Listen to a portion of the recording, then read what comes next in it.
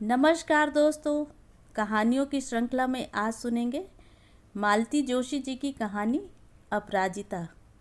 लेकिन उससे पहले मेरा आपसे विनम्र अनुरोध है कि अगर मेरे द्वारा सुनाई हुई कहानियाँ आपको अच्छी लगती हैं तो मेरे चैनल को सब्सक्राइब ज़रूर करें, लाइक करें और अपने दोस्तों और परिचितों में शेयर भी करें।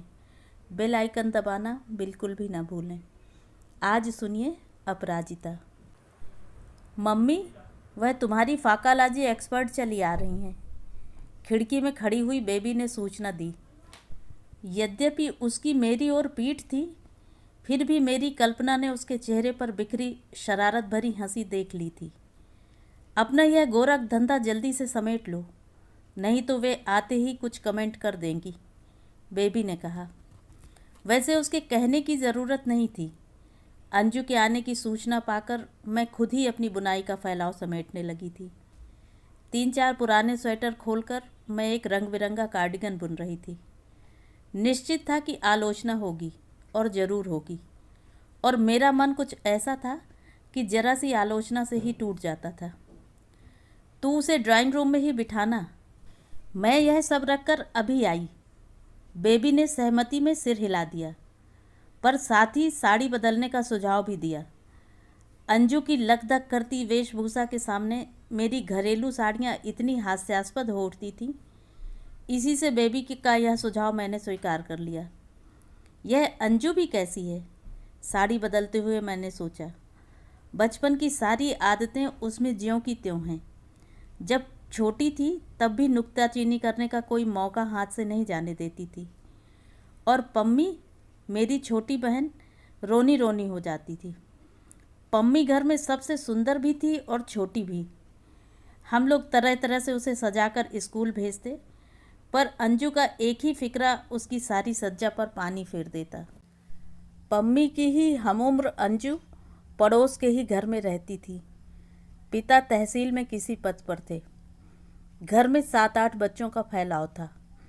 आमदनी और खर्च का मेल बिठाने की कोशिश में पिता अक्सर घर से बाहर ही रहते। बार बार की प्रसूतियों से त्रस्त कुटुंब की चिंता से ग्रस्त माँ दिन भर चीखती चिल्लाती रहती।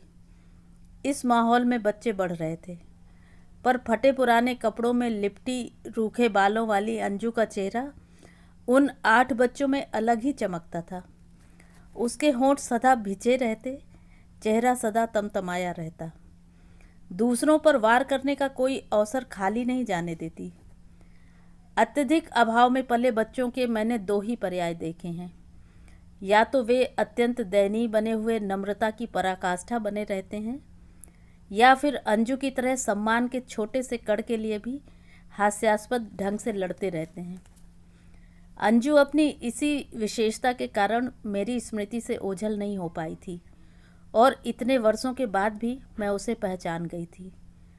उम्र ने, शिक्षा तथा फैशन ने उसे संवार दिया था, पर संसार की ओर सदा तुच्छता से, तिरस्कार से देखने वाली वे आंखें ज्यों की त्यों क्रांतिकारी थीं।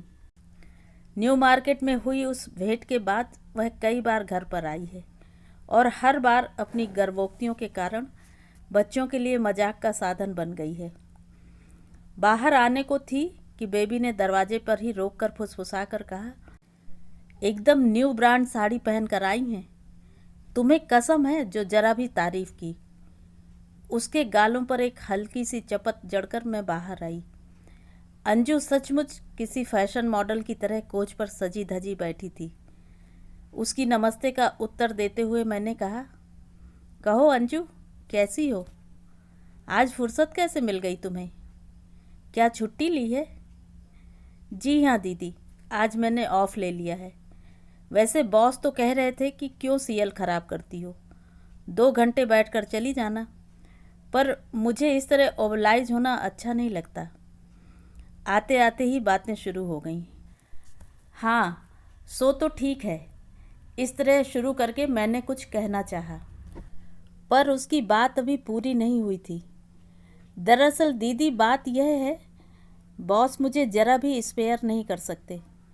दफ्तर में और भी लोग हैं, पर वे किसी के साथ एडजस्ट ही नहीं हो पाते। इसीलिए मेरे ट्रांसफ़र की बात सुनते ही चीफ ऑफिस तक दौड़ जाते हैं।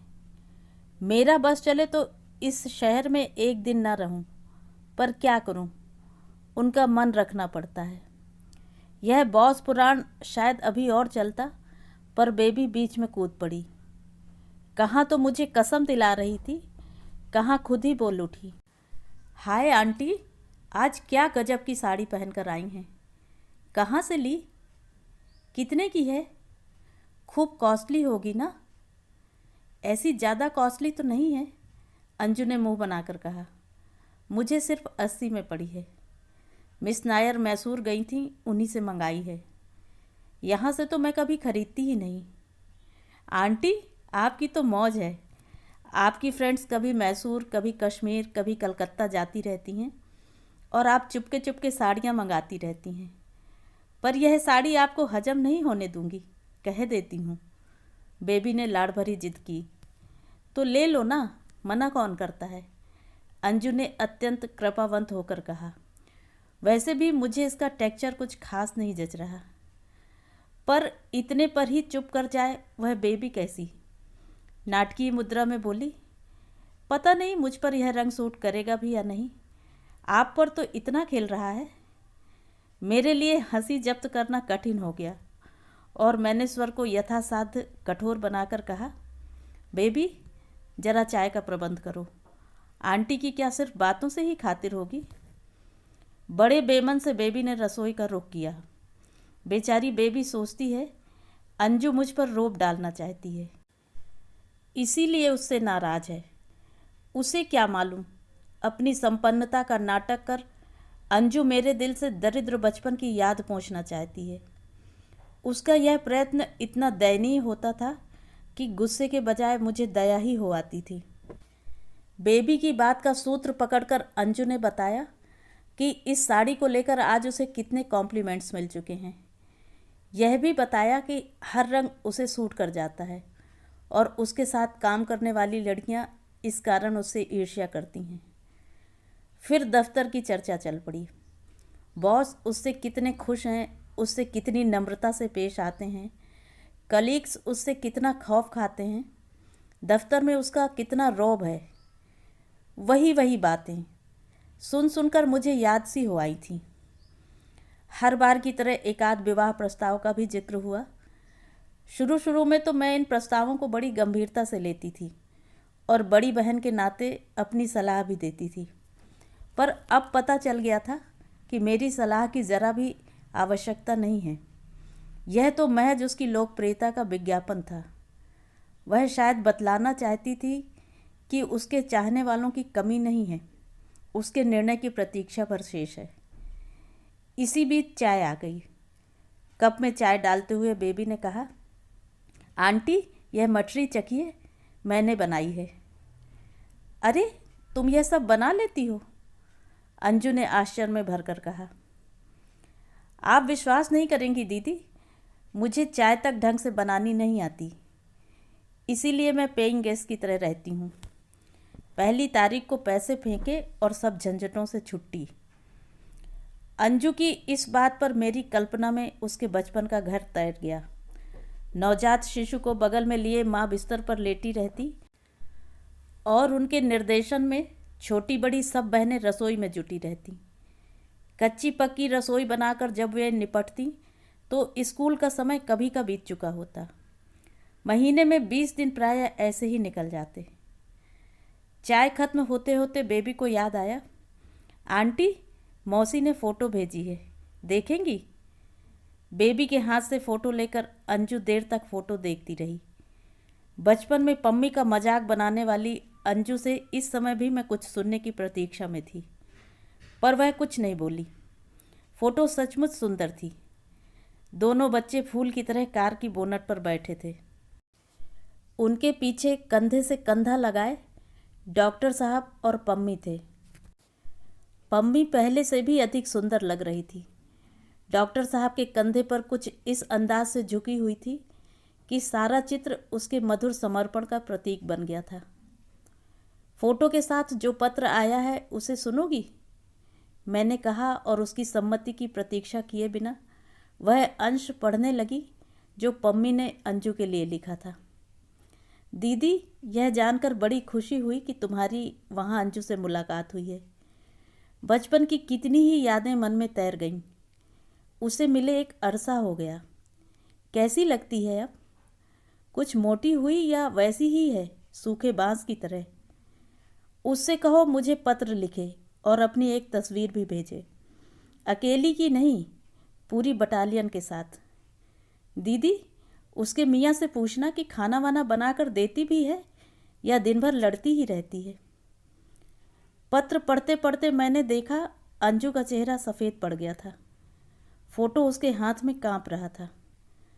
उसकी मुद्रा किसी हारे हुए सैनिक की तरह दयनीय हो उठी थी। 29 वर्ष की अनब्याही उम्र व्यथा बनकर उसके सारे व्यक्तित्व पर छा गई थी। उसका यह रूप मुझे भीतर तक मथ गया। ममता से भरकर मैंने कहा, माफ़ करना अंजू, मैं उसे यह लिखना भूल गई थी कि तुमने अभी तक शादी नहीं की, लेकिन सच तो यह है कि तुम्हें अब शादी कर लेनी चाहिए। पम्मी को देखो, 2 बच्चों की माँ बन गई है। तुम भी झटपट कोई निर्णय ले डालो। हर काम समय पर ही अच्छा लगता है। चाची भी चिंता से मुक्त हो जाएंगी। आप क्या सोचती हैं दीदी? मेरी अम्मा शादी की चिंता में घुली जा रही हैं? नहीं दीदी, हमारे माँ बाप बड़े परमहंस प्रकृति के हैं। उन्होंने सिर्फ हम लोगों को जन्म देने भर की चिंता की थी। शेष भार परमपिता परमेश्वर को सौंप दिया है। छी अंजू, ऐसा नहीं कहते, मैंने बेबी की उपस्थिति से संकुचित होते हुए कहा। जाने दीजिए, आपको ऐसी बात सुनने तक में अच्छी नहीं लगती, जबकि हमने इसे जिया है। आपकी कल्पना में माँ बाप त्याग और तपस्या के प्रतीक हैं।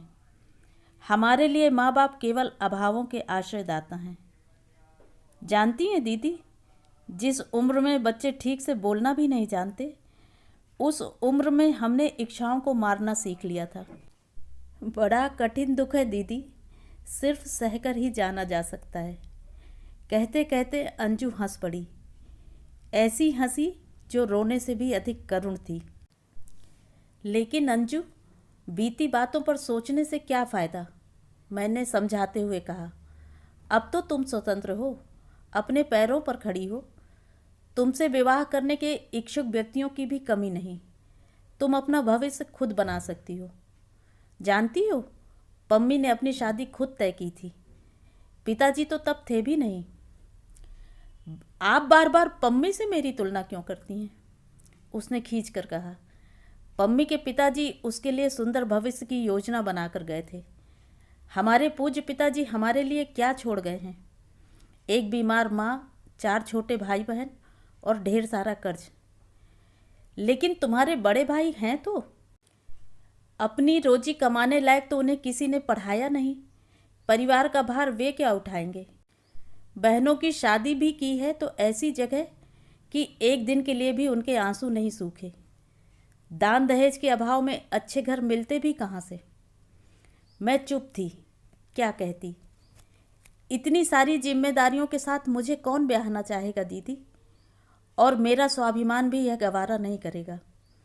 अपने सुख के लिए मैं इन लोगों को जिंदगी की सड़क पर बेसहारा नहीं छोड़ सकती, और ना ही मैं किसी के उपकारों का बोझ बनना चाहती हूँ, चाहे वे मेरे पति ही क्यों ना हो। अपने सिर पर ले सकती हूँ।